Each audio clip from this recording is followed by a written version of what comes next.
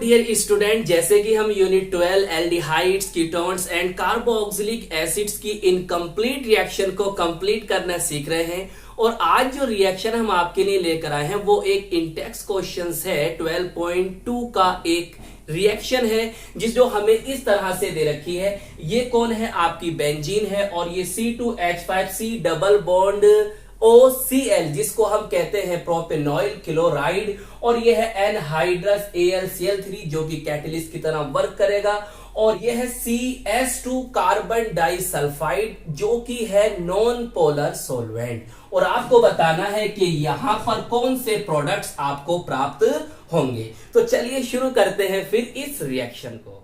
अब देखिए इस रिएक्शन को हम कैसे सॉल्व करेंगे।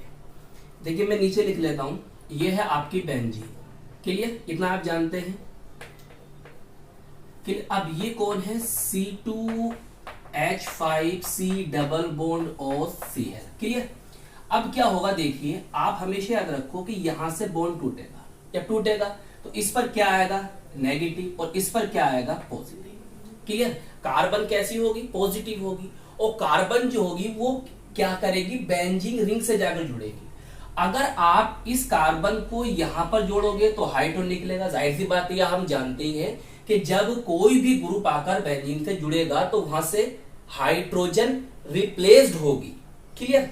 तो अब जो है आपका ये वाला ग्रुप जो है, ये वाला ग्रुप जाकर बेंजीन के चाहे यहां जोड़ो, यहां जोड़ो, यहां जोड़ो, यहां जोड़ो, यहां जोड़ो, कहीं भी लगा सकते हो आप। इस टाइम कहीं भी लगा दो। चलिए मैंने जो था क्या करा, बेंजीन रिंग को जाकर इस पर जोड़ा, क्लियर। यहां से एक हाइड्रोजन निकलेगी, वो H पॉजिटिव के रूप में निकलेगी। अब वो H पॉजिटिव जब के रूप में जब निकलेगी, H पॉजिटिव के रूप में वो देगी Cl नेगेटिव को। तो अब तुम खुद बताओ, H पॉजिटिव और ये Cl नेगेटिव दोनों मिलेंगे तो क्या बनेगा? HCl। तो इसका मतलब ये होगा कि आपका एक प्रोडक्ट कौन होगा? HCl। अब कौन बचता है आपका? C2H5CO। अब हम इसको क्या कहते हैं? देखो C2H5CO जो है ये एसाइल ग्रुप कहलाता है। क्या कहलाता है? एसाइल ग्रुप कहलाता है। अब हमने इसको जोड़ दिया लाकर बेंजीन रिंग से, चाहे ऐसा बना दो चाहे बॉन्ड बना दो, क्लियर। ये जोड़ गया यहाँ पर C डबल बॉन्ड O, और ये आ गया आपका C2H5, और ये कंपाउंड आपको हो गया ऑक्टेट, क्लियर। हाइड्रोजन आपने यहां से निकाला होगा तो ये कहां आगे जुड़ेगा? यहां पर। अब देखिए ये कौन है? पॉजिटिव। अब पॉजिटिव कौन होते हैं? Electrophilic reagent. तो इस प्रकार जो रिएक्शन आप देख रहे हो ये एक इलेक्ट्रोफिलिक सब्स्टिट्यूशन रिएक्शन है, क्लियर। जिसको हम क्या कहते हैं? हम इसको कहते हैं Friedel Crafts acylation reaction. Acylation क्यों कह रहे हैं? क्योंकि C2H5CO जो है वो हम एसाइल ग्रुप कहलाता है। क्या कहलाता है? Acyl group. तो इसीलिए ये कौन है? एक फ्रीडल क्राफ्ट एसाइलेशन रिएक्शन है, क्लियर। अब इसके ऊपर जो लिखना है वो लिख दीजिए, एनहाइड्रस AlCl3, और आपका क्या दे रखा? CS2। अगर आपको CS2 भी ना दे, खाली एनहाइड्रस AlCl3 लिखा हुआ देता है, तो जब भी ये रिएक्शन आपकी फ्रीडल क्राफ्ट एसाइलेशन रिएक्शन ही कहलाएगी। चलिए आपका जो मेन प्रोडक्ट बना ये, अब इसका नेम क्या होगा? इसको हम क्या कहते हैं? इसको हम कहते हैं प्रोपियोफिनोन, क्लियर। क्या कहते हैं? प्रोपियोफिनोन। अब देखिए इसके और भी नेम देखते हैं, जैसे भाई ये कौन है? C2H5, ये इथाइल है, क्लियर।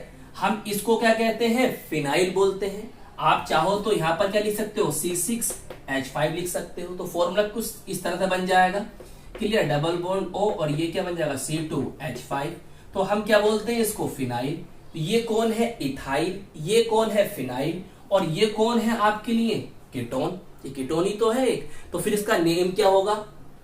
Ethyl phenyl ketone. आपको दो नेम पता चल गए, एक तो ये भी पता चल गया, कौन सा? Ethyl phenyl ketone.